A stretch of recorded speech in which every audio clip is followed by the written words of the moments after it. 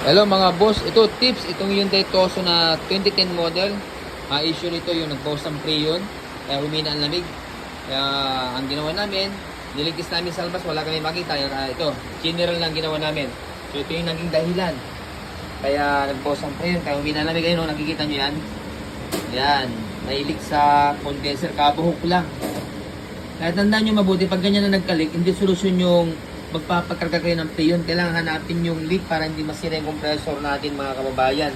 Dahil pag nasira yung compressor, mas mahal, magastos yung compressor. So, itong compressor, wala naman leak pero naubusan lang ng langis to. Bakit naubusan? Kasi may leak itong condenser. Kaya ang gagawin natin dito sa compressor, lalagyan lang natin ng langis yan. Hindi pa naman black oil, hindi pa naman maingay. So, yan, lalagyan muna natin ng langis para medyo makatibid sa bossing natin. So, dito yan mga kababayan. Hyundai Tucson to. So, binaba namin lahat yan para sigurado sure bull. Alright, tapos ito yung evaporator niya. Lispray namin, tapos ililigtas din natin yan. Okay, tapos ipa-flashing. So, kondisyon namin to. Kaya tandaan nyo mabuti, pag umina ang labig ng aircon, hindi solusyon yung magpapakarga ng pre-yun. Alright? So, ito rin. Walang labig. Nagbawas ng pre-yun, kaya 100% may leak. So, general din ang gagawin namin dito. Niligtas namin, wala kami makita sa labas. Kaya ito, palalamigin natin ito mga boss. So mga boss, so ito yung general aircon service natin na Hyundai Tucson. Ayun, okay oh. Ayos yung reading ng compressor oh. Yun lang, nilagyan lang natin ng langis. Naubusan ng langis ito mga kababayan. Dahil may leak yung hose at saka yung condenser. So yun oh. Ang ganda ng reading oh. Oh, baba. So yun.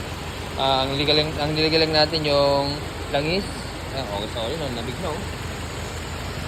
Okay. So, check natin yung thermometer niya kung ilang degree. Wow, 7.2. Ang lamig. Ayos. Okay, tandaan nyo mabuti mga kami, pag humina ang lamig ng aircon natin, huwag ugali na magpapakarga. So ito, yun, nag-leak yung hose niya, tapos sa condenser, then yung compressor, ubusan lang ng langis. Yan, ayos na. So general aircon service ang ginawa natin dito mga kabayan, Hyundai Tucson. Okay. Lord, ito rin. General din ang ginawa natin dito. Ayos. Ano boss, okay na? Malamig na boss? Okay sa ulit na oh. Ganda ng bomba ng compressor. Nasubos natin.